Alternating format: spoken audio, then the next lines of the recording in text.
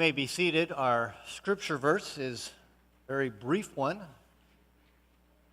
They brought Jesus to the place called Golgotha, which means the place of the skull. And then they offered him wine mixed with myrrh, but he did not take it. And they crucified him, dividing up his clothes. And they cast lots to see what each would get. It was Friday, and Pilate was ticked off. He was ticked off because he had been manipulated and handled by the Jewish leaders. Now, Pilate, he hated the Jews. He didn't give a hoot that he was crucifying an innocent man to death. He could care less about that. But what ticked him off was that he had been handled by the high priest and by the Jewish leadership, who were getting him to do their dirty work. They were forcing him to crucify a man by accusing him of all things of treason against Caesar. And so Pilate was angry. So he gave permission for this Jew, this Jesus, to be crucified. He turned him over to his guards in order to flog him. And he couldn't wait for this stupid Passover festival to be over so that he could go back to Caesarea, to his palace there. He thought that maybe he could placate these Jews by trying to release for them a prisoner. And he was thinking, that they would want to have Jesus, who just the week before they had celebrated his coming into the city, and he had underestimated the tenacity and the trickery of the high priest, as the crowd instead shouted for Barabbas. He said, "Then what do you want me to do with your Messiah?" And they said, "Crucify him. Crucify him." The worst duty that you can pull in the Roman army, apart from being on the front lines during combat, is a crucifixion detail. It is horrible to pull that particular duty. And when this particular duty to these particular soldiers who were given the crucifixion detail, when they found out that one of the people that they were going to crucify was considered to be the king of the Jews, they thought, have we got something for this guy? Something which is called the king's game. So what they did is they made a crown of thorns and they placed it upon his head. They pressed it into his skull so that he would begin to bleed. They took reeds and they put a purple coat around him, a purple cloak. And using these reeds, they would worship him and pay homage to him as though he was the king. So they would beat him with the reeds, and for their salutes, they would punch him, and for their kisses, they would spit upon him. And then afterwards, they took him out, and they had him flogged, nearly beating him to death. Sometimes, you're just in the wrong place at the wrong time. The distance between the Fortress Antonia, where Jesus was arrested and interrogated and beaten, to Golgotha, the place of the skull, where he was crucified, is only 250 meters through a very busy street out through the western gate of Jerusalem, an intersection of two main roads.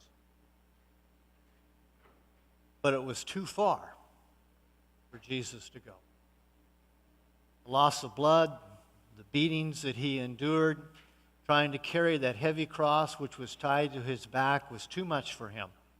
He collapsed and he fell to the ground, and the weight of the beam that he was carrying was too much for him to regain his feet. The soldiers were screaming and yelling and beating him as though somehow their yelling and screaming and beating was going to get him back onto his feet. And so there was a dark-complected Jew, a man by the name of Simon, who was from the town of Cyrene in Libya, who was in the wrong place at the wrong time. And the soldiers press-ganged him, pick up Jesus' cross, carry it to Golgotha. There were some loyal women who had followed Jesus throughout his ministry. They even supported him out of their own funds so that he would be able to continue his itinerant ministry. They were following Jesus from the Fortress Antonio out Golgotha. And they knew that myrrh acts as a narcotic which can numb the nervous system. And sometimes the Roman soldiers would even allow myrrh to be mixed with wine and given to the condemned in order to ease their pain. So they fixed this concoction, and they tried to give it to Jesus, but he refused it because he wanted to be in his right mind when he was upon the cross. The centurion was angry and disappointed and frustrated. He didn't join the Roman army and rise to the rank of being a centurion in order to torture people. And yet, he drew the responsibility for this crucifixion detail. Crucifixion is horrible. It's a horrible thing to watch. It's a horrible thing to do to somebody. It's a horrible way to die. What they do when they crucify somebody is you drag them down the street and they are publicly humiliated. They are then stripped naked and placed upon this cross so that they are completely humiliated. When they attach you to the cross, they stretch out your arms, and in Jesus' case, they attached him to the cross with nails.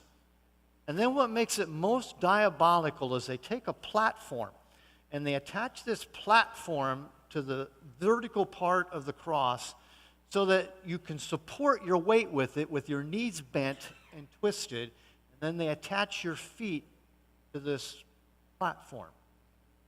In Jesus' case, he was nailed to that platform. And then when the cross is lifted up, the weight of your body will cause your shoulders to dislocate. Your lungs begin to collapse. Your diaphragm has to work extra hard to draw breath. And where it is so diabolical is with that platform, you can push up and pull with your arms in order to draw breath. But with the nails in your wrists and in your feet, it intensifies the pain as all of your weight is concentrated on those 6-inch spikes which are driven into your extremities. Platform is diabolical.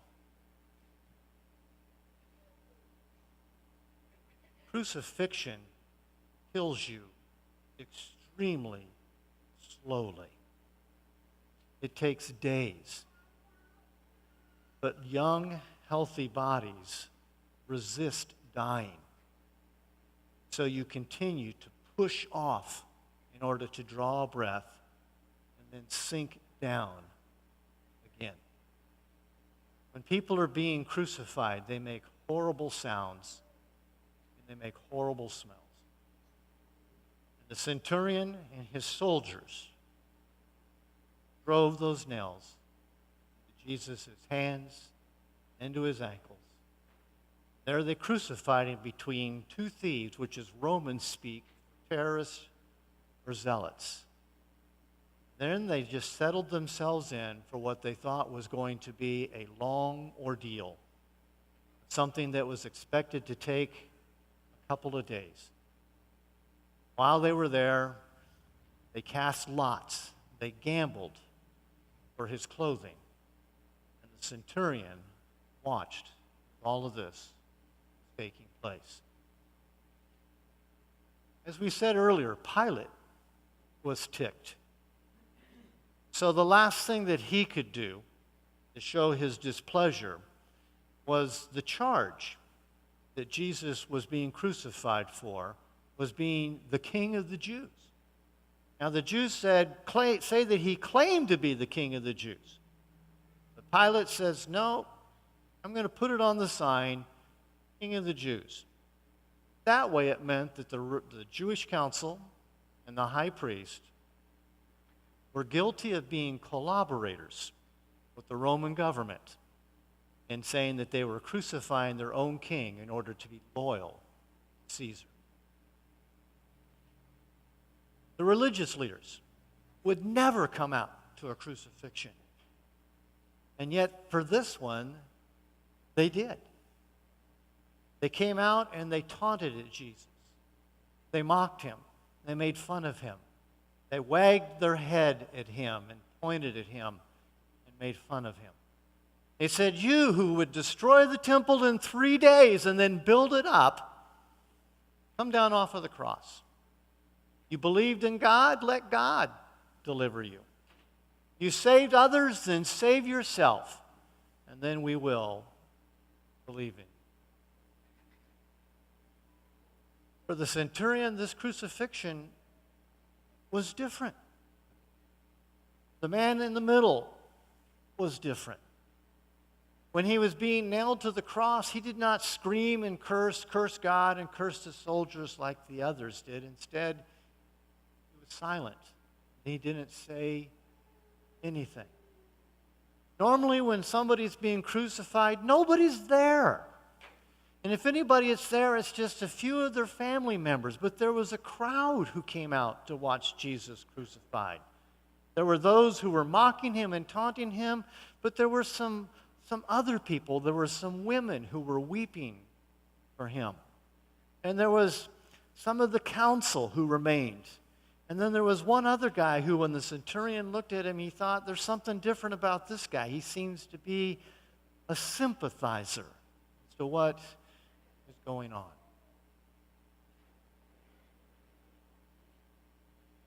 At noon, the sky became dark.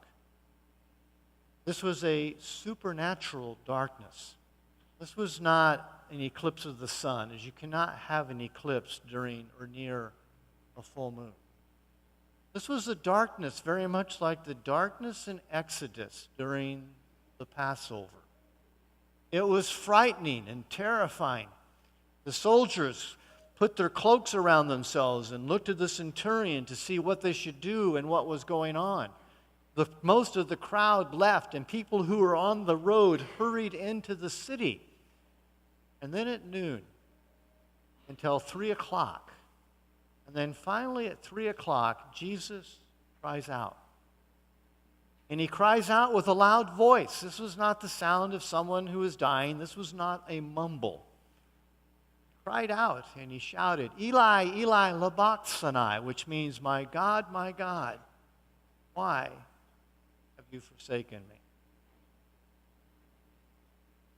Some of the crowd thought that he was calling for Elijah. There was a teaching among the Hebrews that thought that somebody who was unjustly condemned would be rescued by the prophet Elijah. And so somebody ran and took some sour wine, which the laborers used to quench their thirst, and he placed it upon a reed, and he handed it up to Jesus, hoping that maybe he would take a drink and restore his strength so that Elijah might come and rescue him. The people were frightened. What would this mean? Is God angry? Was this man truly innocent? Some of them were saying to him that he worshiped God. Is God going to rescue him? They were frightened and scared, and the centurion did not know what was going to happen. He couldn't have known what the cry meant. He wasn't in the Garden of Gethsemane the night before. It was while Jesus was in the Garden of Gethsemane that 3 times he prayed, "Father, if possible, remove this cup from me. But not my will be done, but your will." The cup that Jesus wanted to have removed from him was not the cup of crucifixion and suffering upon the cross. The cup that Jesus wanted removed from him is he did not want to be separated from God. He did not want to become sin.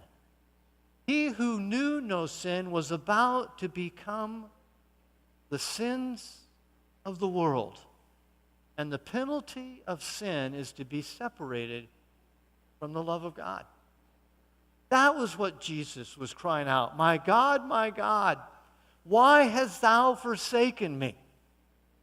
Earlier, he had told his disciples that the Son of Man came not to be served, but to serve, and to give his life as a ransom for the world. Jesus cried out the cry of dereliction because he was being forsaken. He was separated from God. He was becoming the ransom for the sins of the world. And he died. He didn't die of exhaustion. He didn't die of suffocation. While he still had strength and he cried out with a loud voice, he then breathed his last breath and he died. He died an unusual death. That's not the way people die upon the cross. The centurion, he saw this. His soldiers, he saw this. They looked at Jesus, they looked at the centurion, and they were asking themselves, what just happened here? What did we see? And the centurion, looking up at Jesus, said, surely this man was the Son of God. In the temple, 250 meters away. The temple is a massive complex. The whole temple complex is 300 meters by 500 meters. You could put 5 football fields on top of this platform where the temple is built. The temple proper is 80 meters tall. The walls that surround the temple proper are 30 meters tall. The doors were so heavy and so wide that it takes 200 men to open and to close the doors each morning and each evening. In the temple proper, which stood 80 meters tall, there were 2 rooms. There was an outer room, and then there was an inner room, which was called the Holy of Holies, separated by a curtain. And in the Holy of Holies was the Ark of the Covenant, and the high priest was the only one who could go into the Holy of Holies. He could only go in one day a year, the Day of Atonement, Yom Kippur. But outside, the massive doors that enter into the temple proper itself, those doors are 30 or 40 meters tall.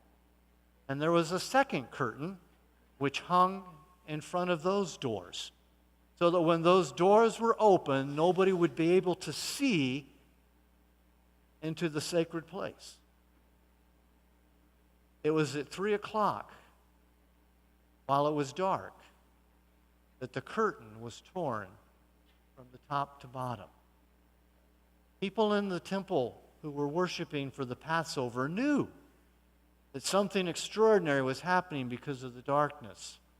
They knew that Jesus was being crucified 250 meters away on Mount Calvary. It was another sign that something extraordinary was happening. There were at least 3 women, those loyal women who stayed to the bitter end and watched Jesus die. There was Mary of Magdalene. There was Mary, who was the mother of James the Lesser, one of the disciples, and Josie. There was a woman by the name of Salome. They watched as Jesus breathed his last breath and he died. There was also a man there by the name of Joseph of Arimathea. He was a member of the council, and he was a secret disciple of Jesus. He was the one who the centurion saw that looked like one of the sympathizers. When Jesus died, Joseph ran away, and he assumed that he was going to the council to tell the council that Jesus had died.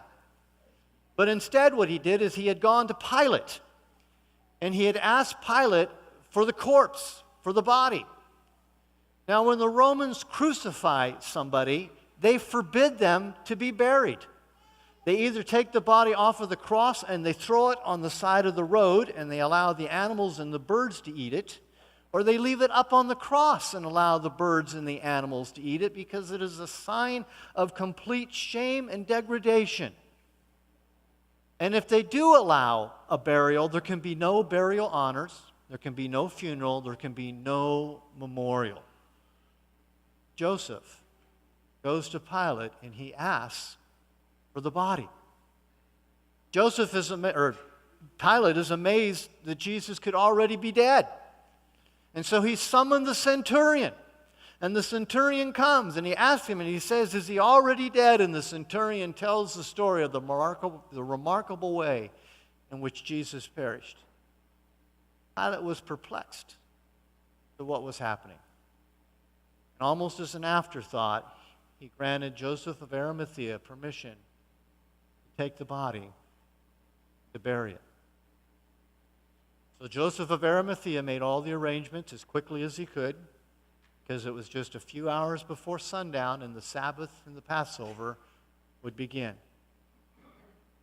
He cleaned the body as best as he could after they removed it from the cross. He would have tried to wipe away the blood from his face and from his hair, from the crown of thorns. Jesus' back would have been in ruins and ribbons from the flogging that he endured and the congealed blood upon his back, and he would have tried to clean that off as well as he could. There was nothing that he could do to repair the awful wounds in his hands and in his feet from where the spikes had been driven into them. They then wrapped the body in a linen cloth. They carried it a short distance to Joseph's own family tomb. There they laid it in the tomb. Mary of Magdalene, Mary the mother, James the Lesser, and Josie, Salome, watched. There was no funeral. There were no honors. There was no memorial. The sound of that stone rumbling into place, the muffled cries of the women, were the soundtrack for the demise and the final time of Jesus. Then the women and Joseph of Arimathea, they walked home. As they walked home, the sun was setting. You could see 3 stars in the sky, which indicated that the Sabbath had begun and that the Passover meal was beginning. As they walked home, they heard the laughing and the celebrations of people who were celebrating their Passover meals. But for Joseph of Arimathea, for the 3 women, it was not Good Friday. Saturday held even little more promise.